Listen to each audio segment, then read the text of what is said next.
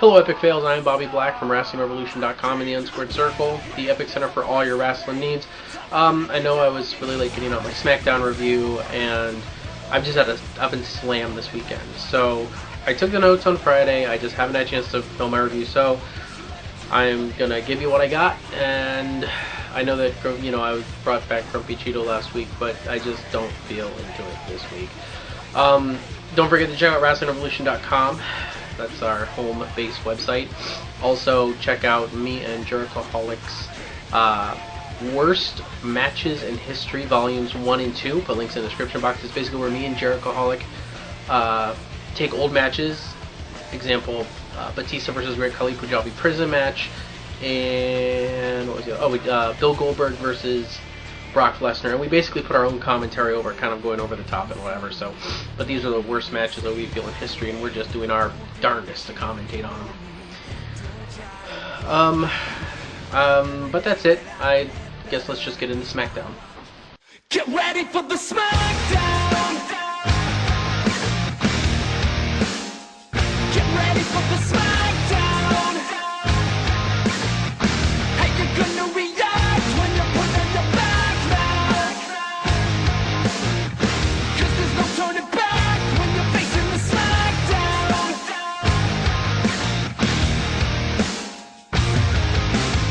This week's Smackdown is in Uncasville, Connecticut. We start off with an in-ring promo with Otunga and Laurinaitis. Basically says that they're going to show Teddy Long and the WWE Universe this is how a show is done. Yay. First match of the night, which is Santino versus Jack Swagger in a United States title steel cage match. I gave this 3 out of 5 Black Rangers. It was okay to kick off the show. I think they could do more with Santino, especially with a guy like Jack Swagger. So, I mean, it was an okay match, and it was an okay cage match to start off SmackDown, but, I hope they kind of pick up the ball where they've dropped it with the U.S. title over the past year. Not saying that Dolph Ziggler was a bad U.S. champion, it's just they didn't do very much with him as U.S. champion. So, I don't know. What happened in the end is that Vicky accidentally hit Swagger in the head with the steel cage door, and Santino crawled out for the win. Next up, we have a backstage segment where Teddy begs Laurinaitis not to have Oksana versus Kane. So Laurinaitis sets up a match with himself versus Teddy Long later on in the night. And if Teddy Long wins, there will be Oksana versus Kane. If Teddy Long loses, then there will not be. So basically, Teddy Long has to lay down for Johnny Ace. Okay. Next, an in-ring promo where Drew McIntyre comes out and says that Johnny Ace is giving him another shot to get his job back. Originally, the person who comes out as his mystery opponent is the Great Khali. However, Otunga comes out and says, here's McIntyre's real opponent, which is Hornswoggle. We all see where this is going. Second match of the night, Drew McIntyre versus Hornswoggle. I gave it 0 out of 5 alpha 5s. It was a squash match, crappy thing. It was, terrible. So, basically, Drew McIntyre has his job back. Everybody knows this. It was probably one of the stupidest things I've seen in a long time. I'm so sick of Hornswoggle. Next up, we have another backstage segment where Teddy Long tells Oksana that he has to do what he has to do. A man's got to do what a man's got to do, and he's going to teach Laurinaitis a lesson. So basically, he says he's not going to lay down for Laurinaitis. Third match of the night, which is Mark Henry versus Ezekiel Jackson. I gave this 1 out of 5 Yellow Rangers.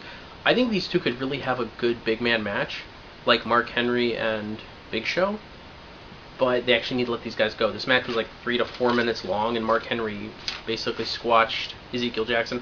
I really think if they let these guys go for a decent amount of time, that Zeke and Mark Henry could actually have a decent big man match. And if Mark Henry's on his way out of the company, this would be an excellent opportunity for Mark Henry to put, not to lose to Ezekiel Jackson, but to put over Ezekiel Jackson. I think that really Ezekiel Jackson and Mark Henry, they really should have showcased tonight to start building Ezekiel Jackson as the next big man. I think they should do that. Not necessarily having Ezekiel Jackson win, but you don't have to win a match to put someone over. Just saying. All right. Fourth match tonight, which is John Laurinaitis versus Teddy Long. I give this 0 out of 5 Red Rangers. Johnny Ace tells Teddy Long to lay down. Teddy doesn't do it. Kane comes out. Orton jumps him from behind and hits Kane with an RKO at ringside. Teddy rolls up Johnny Laurinaitis for the 3. So apparently Oksana and Kane should happen, but it didn't because Teddy Long ran out of the building. I think honestly what should have happened is Orton should have thrown Kane in the ring. They should have rang the bell for Oksana versus Kane and had Oksana pin Kane. I think that would be hilarious. Not like... I think it would add fuel to the fire of Kane versus Randy Orton. Because obviously Kane didn't lose to Oksana fair and square. It would just be like basically Orton spitting in the face of Kane. So I don't know. I think that would be... I thought that would have been a better way to do it. And I mean, Teddy Long just ran out with Oksana, like, oh, it's, you know, the match isn't going to happen. It's like, yeah, but you said it would have been. Teddy's not running the show tonight. Anyway, next up we have the 5th match of the night, which is Kofi Kingston and R-Truth versus Epico and Primo. I give this 3 out of 5 White Rangers. I would say that this was a really good match. This is a good tag team match. I like R-Truth and Kofi together. I just hate that they're yet another throw together tag team. However, I don't blame WWE because Kofi Kingston, like Evan Bourne, like basically screwed that tag team of Air Boom. So they had to put Kofi with somebody more reliable. Oh wait, R-Truth. Wasn't he just out for a wellness policy violation? Yeah. WWE, you guys make me wonder sometimes. Kofi Kingston and R-Truth won. This was, of course, a non-title match.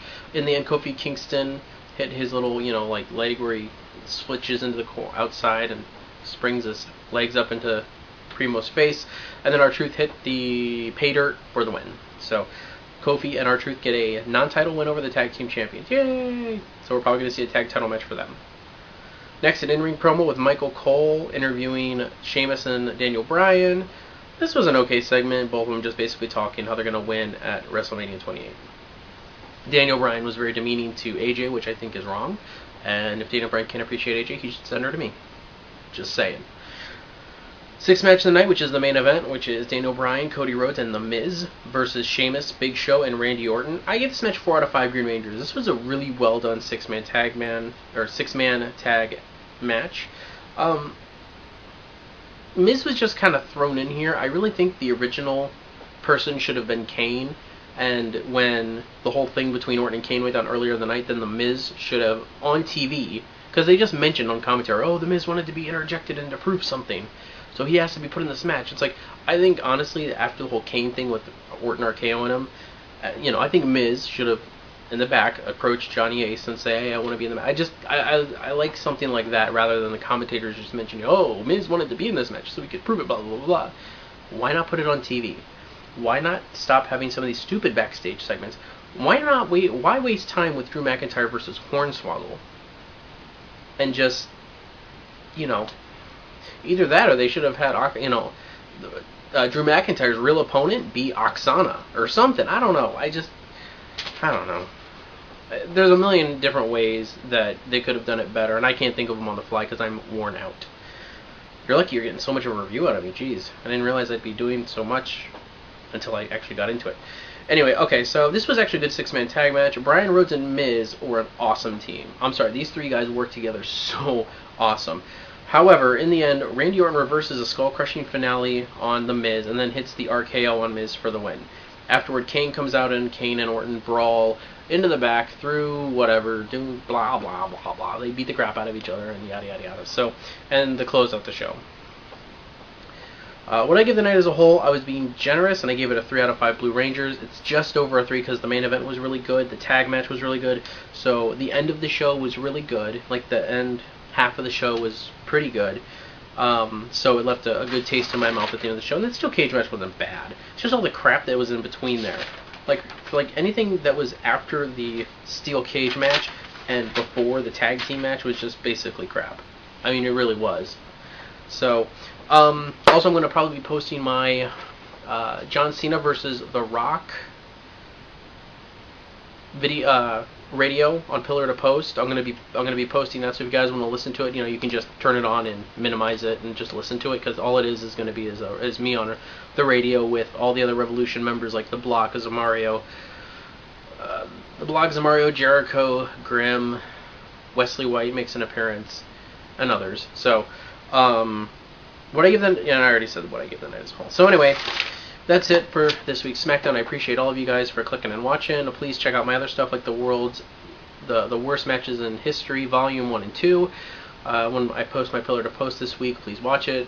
I'd also like to get, if you guys can go to WrestlingRevolution.com, I'm going to post a poll there somewhere. I don't know.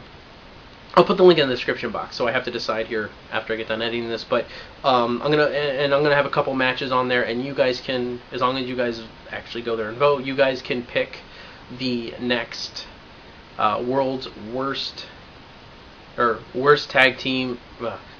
Worst matches in history, Volume 3. I might do it as a tag match, or I might do it as a Divas match, or it might just be another epically crappy match.